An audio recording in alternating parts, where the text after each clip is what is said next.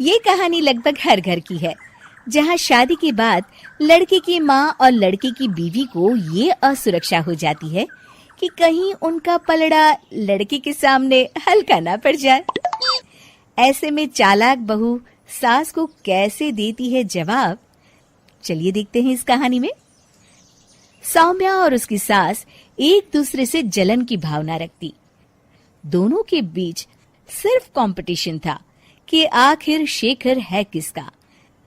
शेखर यानी सौम्या का पति और कंचन बहन का बेटा।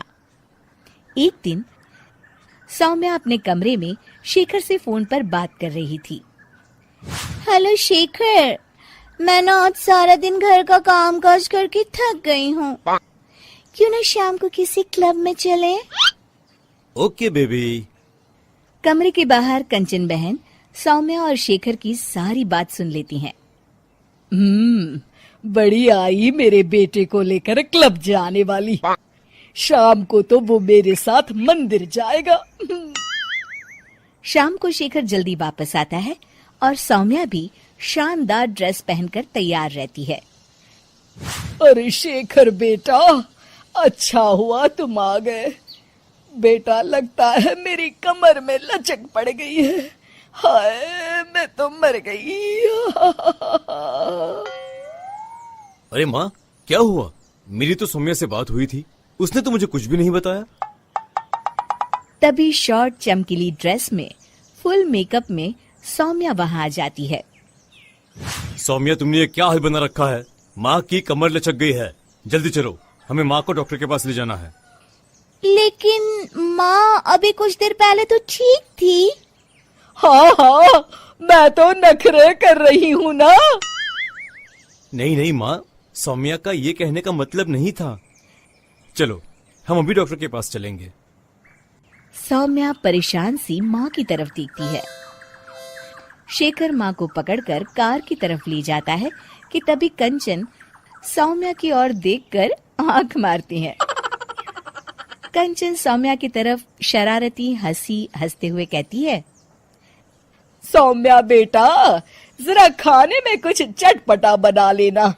मैं शेखर के साथ डॉक्टर के बाद मंदिर जाऊंगी और हमें आने में देर हो जाएगी।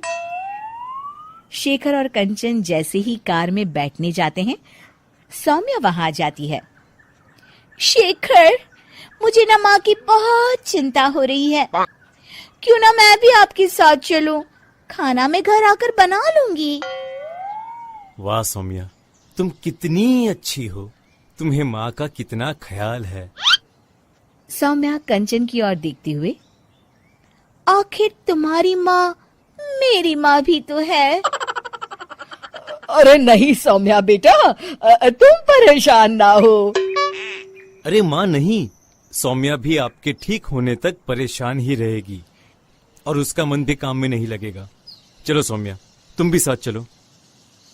सौम्या पार्टी की ड्रेस में ही शेखर के साथ कार के सामने सीट पर सवार हो जाती है। कंचन रास्ते में कहती है, अरे शेखर, ये तो किसी चमत्कार से कम नहीं। क्या हुआ माँ? बेटा, मेरे कमर की लचक तो मानो गायब ही हो गई। सौम्या तो समझ चुकी होती है, लेकिन वो शेखर के सामने अनजान बन जाती है। माँ, ये तो सच किसी चमत्कार से कम नहीं। आपको तो ईश्वर का शुक्रगुजार होना चाहिए। शेखर, चलो हम माँ को सिविल लाइंस के हनुमान मंदिर ले जाते हैं। और देखिए ना, आज मंगलवार भी है। हाँ, क्यों नहीं। लेकिन सौम्या, मैं तो ऑफिस से सीधे यहाँ आ गया हूँ। मैंने तो हाथ मुंह भी नहीं धोए। मैं मंदिर कैसे जाऊंगा? कोई बात नहीं शेखर, मैं और माँ भगवान का शुक्रिया अदा कराएंगे। चलो अच्छा ही है, ये मेरे साथ रहेगी और मैं मंदिर के भी दर्शन कर लूंगी। रही बात शेखर की, तो अच्छा ही है। अगर वो मेरे साथ नहीं तो इस सौम्या की बच्ची के साथ भी नहीं रहेगा। मंदिर के बाहर काफी भीड़ देखकर कंचन और भी खुश हो जाती है। दर्शन करने में कम से कम 2-3 घंटे तो लग ही जाएंगे। माँ, यहाँ पर तो काफी भीड़ है, यहाँ काफी वक्त लगेगा। चलो यहाँ कल आ जाएंगे। नहीं बेटा, मैं यहाँ से हनुमान जी का शुक्रिया अदा किए बिना नहीं जाऊंगी। वैसे भी मेरा आज सारा दिन का उपवास है, दर्शन करके ही मैं कुछ खाऊंगी बेटा। ये कहकर कंचन कार से उतर जाती है और सौम्या से कहती है, चलो सौम्या, दर्शन कर आए। माँ, मैं तो आपको बताना ही भूल गई, मैं ऐसे कपड़ों में मंदिर कैसे जा सकती हूँ?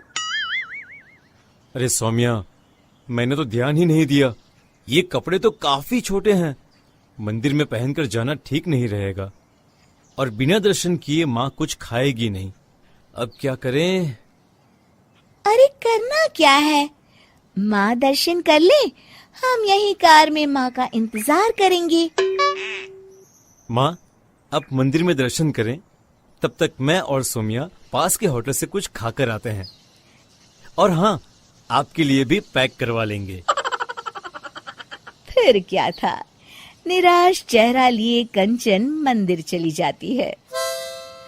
सीख, चालाकी उतनी ही अच्छी है जिससे किसी को नुकसान ना पहुंचे, वरना कभी कभी ज्यादा चालाकी नुकसान का कारण भी बन जाती है।